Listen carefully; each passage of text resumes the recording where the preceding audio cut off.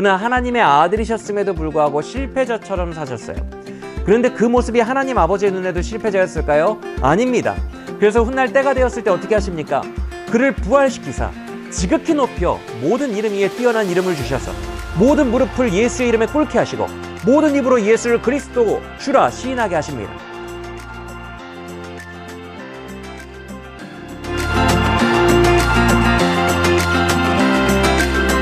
안녕하세요. 성경에 더있다 장민홍 목사입니다. 신앙생활을 하다 보면 하나님께서 나에게 헌신을 요구하시는데 정작 내 코가 석자인 경우를 만나게 됩니다. 사무엘상 23장을 보면 다윗이 바로 이런 상황에 처하게 됩니다. 23장 1절을 보면요, 그일라라는 유다의 동네가 블레셋의 침략을 받고 있다는 긴급한 보도로 이야기가 시작됩니다. 다윗에게 좀 도와달라는 구원 요청해온 거죠. 근데 지금 다윗의 상황은 그일라를 구원할 만한 처지가 전혀 되지 않았어요. 다윗은 지금 사울 왕의 질투로 쫓겨다니고 있었어요. 그래서 너무 지친 나머지 아예 이방 나라 사울이 못 오는 모압까지 가서 숨어 있었습니다. 그런데 더욱 다윗을 힘들게 했던 것은요, 사울 왕에게 쫓긴 뒤로 한 번도 하나님의 음성이 들리지 않았다는 거예요. 여러분, 우리 신앙인에게 가장 두려운 것은요, 내가 마침 어려운 문제를 겪고 있을 때 하나님이 나를 떠난 것 같다는 느낌이 들 때가 가장 힘들어요. 근데 이렇게 비참한 상황 속에서 드디어 다윗에게 하나님의 음성이 들리게 되는데 그 음성이 좀 이상합니다. 하나님이 갓선지자를 보내셔서 다윗에게 이런 명령을 하셨기 때문에 그래요. 너는 여기 숨어있지 말고 일어나서 다시 유다 땅으로 들어가라. 지금 다윗은 사울을 피해서 이방 땅을 전전긍긍하고 있는데 다시금 그 두려움 있는 장소로 돌아가라고 하시니 얼마나 순종하기가 어려웠겠어요. 그럼에도 다윗은 이 말씀에 순종합니다.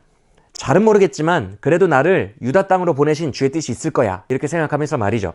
그런데 바로 이 상황에서 오늘 본문에 구원 요청이 들어온 겁니다. 피난민들이 다윗에게로 와서 이렇게 말해요. 블레셋 사람들이요, 그일라를 치고 그 타작마당을 약탈해가고 있어요, 이렇게 말입니다. 근데 문제는 지금 블레셋의 침략을 당하는 그일라라는 성읍이 지리적으로 봤을 때 다윗이 숨어있는 헤레스풀보다 더 사울의 기브아에 가까운 곳이었다는 거예요.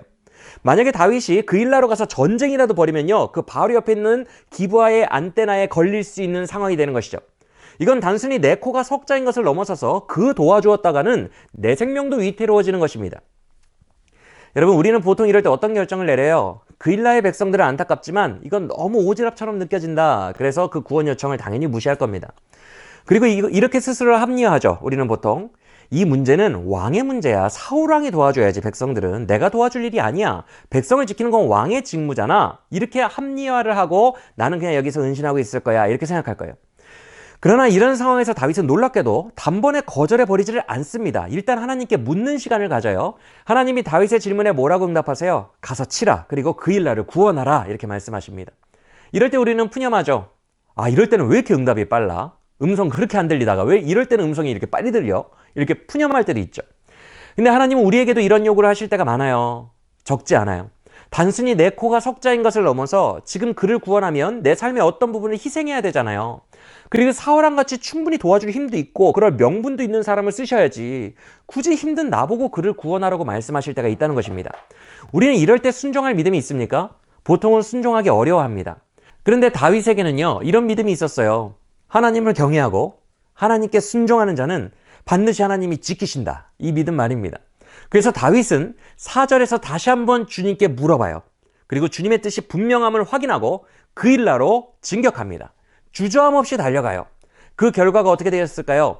5절을 보면 하나님이 다윗에게 약속하신 대로 다윗이 블레셋을 크게 쳐서 죽이고 그일라 주민을 구원하게 되었다고 말씀합니다. 그런데 여러분, 진짜 문제가 뭔지 아세요? 지금 다윗이 이렇게 어려운 가운데 자기 목숨을 걸어서 더 어려운 사람들 도왔잖아요. 그러면 여러분, 우리는 약간 기대감이 있죠. 복을 주시지 않을까? 근데 의외로 이 일이 당장 나에게 전혀 유익으로 돌아오지 않을 때가 제법 많아요. 정확하게 지금 다윗이 그랬어요. 그는 그일라를 구원했고 환영을 받으며 그일라에 입성했습니다. 당연하죠. 주민들이 환영해주죠. 그런데 그러면 좀 좋은 일이 펼쳐져야 하잖아요. 그런데 웬걸 그가 우려했던 일이 곧장 현실로 펼쳐집니다. 그게 뭐예요? 8절을 보면 사울이 모든 백성을 군사로 불러 모아서 그일라로 내려가서 다윗을 포위하려 한다는 소식이 들린 거예요. 이 말씀을 꼭 기억하시길 바랍니다. 하나님은요, 그의 선택하신 종을 영화롭게 세워가실 때 이런 작업을 우리에게 하신다는 것을 말입니다. 즉 이것이 그의 택하신 종을 세상에서 구별하시는 작업이라는 거예요. 더 쉽게 말해서 지금 다윗에게 이런 이해하기 힘든 일을 시키시는 이유는 바로 다윗을 영광 중에 왕으로 세우시기 위한 밑작업이었다는 것입니다. 중요한 것은 이 밑작업이 지금 현재 우리들의 눈으로는 잘 보이지가 않는다는 게 문제예요. 오직 하나님 안에만 숨겨져 있는 선한 계획입니다. 우리는 이 선하신 계획을 잘 몰라도 믿음의 눈으로 봐야 돼요. 여러분, 예수님도 그렇게 사셨잖아요. 그는 하나님의 아들이셨음에도 불구하고 실패자처럼 사셨어요. 그런데 그 모습이 하나님 아버지의 눈에도 실패자였을까요? 아닙니다. 이 세상 사람들은 다 하나님을 배반하는데 유일하게 날 사랑해주고 존경해주는 내 사랑하는 아들 딱 하나였어요. 그래서 훗날 때가 되었을 때 어떻게 하십니까? 그를 부활시키사 지극히 높여 모든 이름 위에 뛰어난 이름을 주셔서 모든 무릎을 예수의 이름에 꿇게 하시고 모든 입으로 예수를 그리스도 주라 시인하게 하십니다. 하나님은 이런 분이십니다. 자기의 구별된 자녀가 세상에서 선을 행하기 힘들 때에 선을 행하면요, 그 순간 그를 세상과 딱 구별해 버리십니다. 그리고 훗날 보란듯이 그를 높여주시는 것이죠. 훗날 하나님이 이런 물밑 작업이 어떤 결과를 일으키는지 아십니까? 사울왕이 전사하죠. 그 후에 다윗은 아무 행동도 안 하고 있는데 유다 사람들이 다윗에게로 자발적으로 와서 그를 자기들의 왕으로 세워요. 나머지 11지파가 당연히 자기들을 공격할 것을 알면서도 다윗 아래에 뭉쳤다는 것이죠. 왜 그랬을까요? 지난날 다윗의 그일라 구원 사건을 비롯하여 하나님의 뜻대로 살려고 애썼던 다윗의 그 모든 구별된 행동들이 유다의 민심을 얻었기 때문에 그래요. 하나님의 그의 택한 사람을 세우는 방식은 이토록 아름답고도 치밀하고 세밀한 것입니다. 혹여 우리의 삶에서 순종을 해도 계속되는 어려움이 있습니까? 내 코가 석자인데 타인을 돕기란 쉽지 않죠. 게다가 겨우겨우 그를 도와도 내 삶은 나아지기는커녕 더 안 좋아지면 또다시 그렇게 밑빠진 독에 물 붓기 같은 선한 삶을 살아야 하나? 의지가 사라집니다. 그러나 오늘 말씀을 기억하고 가능한 한 하나님이 마련해 주시는 선한 자리에 머물기를 바랍니다. 하나님의 선하심을 믿으세요. 모든 것에 하나님의 선하신 뜻이 개입되어 있습니다. 그리고 하나님이 이 어려운 시기에 여러분을 세상과 구별하시는 그 일에 순종으로 동참하시기를 바랍니다.